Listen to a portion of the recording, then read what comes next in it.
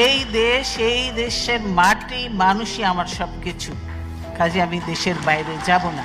দেশের এত সমস্যা, এই কোনো সমস্যা নিয়ে আলোচনা হয় না।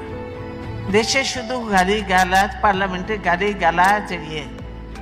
আমরা পার্লামেন্টে নেই, কোথাও নেই, কিন্তু শুধু পার্লামেন্টে খালেদা জিয়া, তারেক রহমান আর জিয়াউর রহমানকে নিয়ে চলছে। তাদের যত গালি গালাজ আমাদের ইয়ে করছে। সুশাসন নেই, সমস্ত প্রতিষ্ঠানগুলো ভেঙে পড়েছে, সবখানে নৈরাজ্য, আইন শৃঙ্খলার সীমাহীন অবনতি ঘটেছে, কারো কোনো নিরাপত্তা নেই। জাতীয় অর্থনীতি ছত্রখান হয়ে গেছে, শেয়ার বাজার এবং ব্যাংকগুলো লুট হয়েছে, কেন্দ্রীয় ব্যাংকেও জনগণের অর্থ সম্পদ নিরাপদ নয়।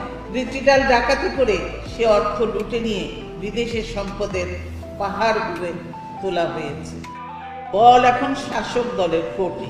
তারা সংঘাতের পথ ছেড়ে সংলাপের পথে সমস্যার সমাধান করবে বলে আমি আশা করি। স্বজন,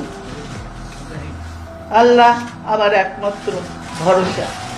আমি যেমন থাকি, যেখানেই থাকি, যতক্ষণ বেঁচে থাকবো দেশবাসীকে ছেড়ে যাব না।